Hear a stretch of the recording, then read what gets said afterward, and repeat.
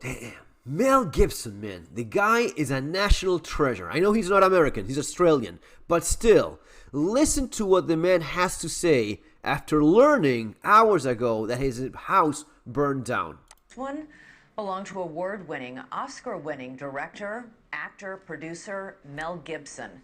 And Mel joins me by phone right now. Mel, I am so sorry to be talking to you under these circumstances. I'm looking at video of the ruins of what was once your home. I gotta ask you how you're doing. I'm doing good. You know, it's just a thing. But, you know, it is obviously, it's kind of devastating. It's emotional. You know, you lived there for a long time, and you had all your stuff. You remember George Carlin talking about your stuff? Yeah. I had my stuff there, and it's all like, I've been relieved from the burden of my stuff because it's all in cinders. Yeah. Where were you, Mel, when the fire broke out? He laughs. Gosh, I was in Austin. I was doing the Rogan podcast, you know, and I was kind of ill at ease while we were talking because I knew my neighborhood was on fire. So I thought, I wonder if my place is still there. But when I got home, sure enough, it wasn't there. I went home and I said to myself, well, at least I haven't got any of those pesky plumbing problems anymore. When did you drive up? Did you take this video that we're looking at? Yeah, I was taking some of it. Rose took some, and the chickens survived. It was amazing. That is. Chickens survived. And they were fine, so he gave them some. Of course he has chickens, of course. Grain and some water, and they're happy and laying eggs and stuff. So there you go. They weren't roast chickens. And where was Rose during all of this? Was she with you in Austin, or? No, we evacuated. See, I left on a plane, and the winds were picking up, and I went to Austin, and of course, while I was gone, whenever I leave town, a fire breaks out. It was the same last month. I mean, it was the same thing. The flames were like 200 yards away from my house.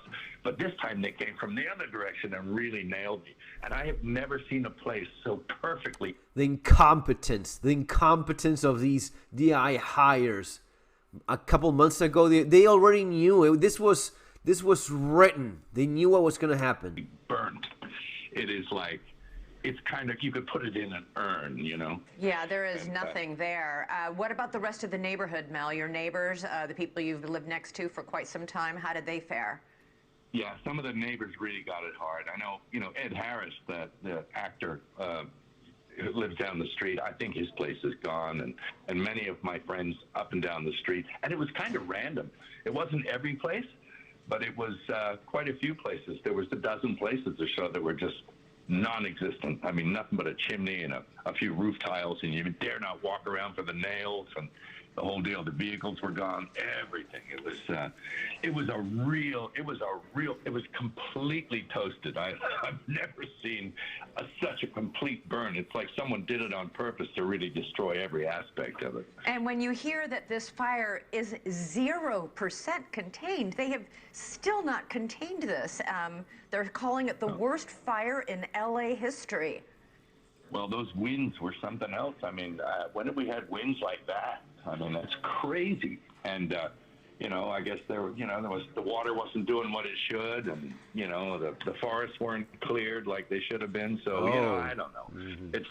It's the perfect confluence, the perfect storm of, he knows. The perfect firestorm. I mean, my place looked like Dresden. Yeah, it does look like Dresden. What are you going to do now? Are you going to try and rebuild there?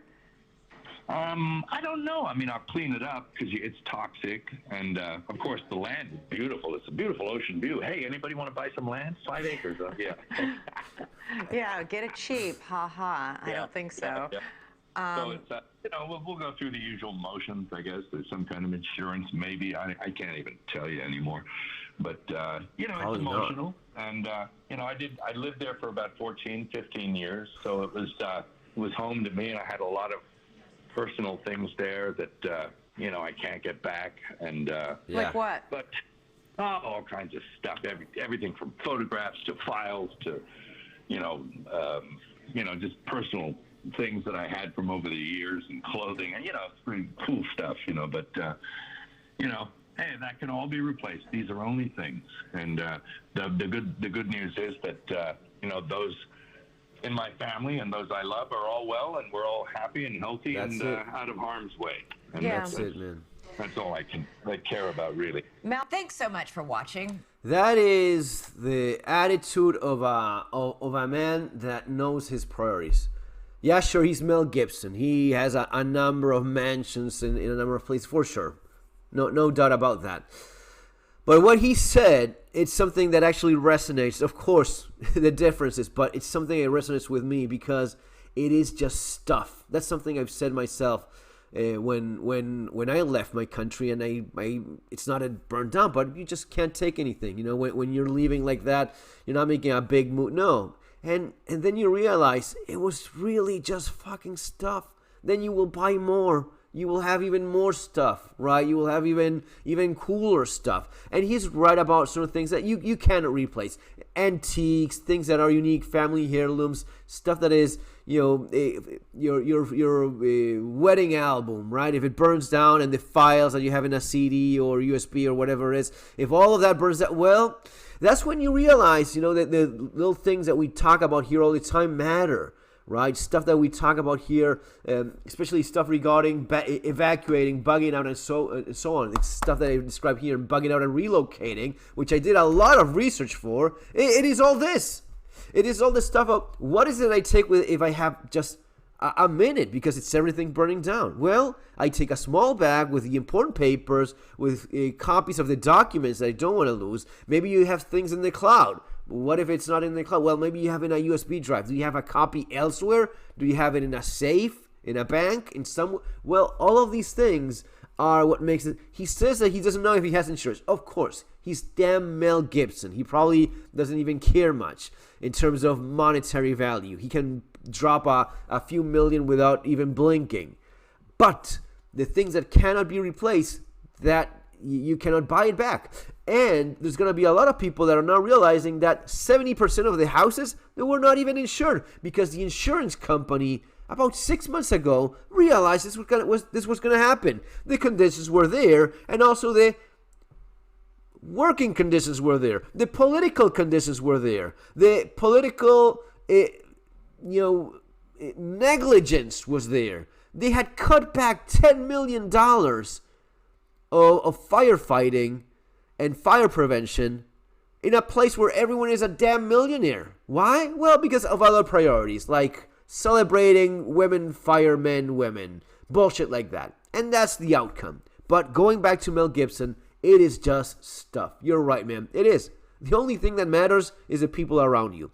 You are just like everyone else in terms of the things that are your main priority. If you're well in the head, you're not going to care about one car or another, no matter how expensive it is, one house or another, no matter how expensive it is, or the pile of crap that you accumulate over the years. It is really all about the people that you care about. If they're well, if you have them around you, that's fine.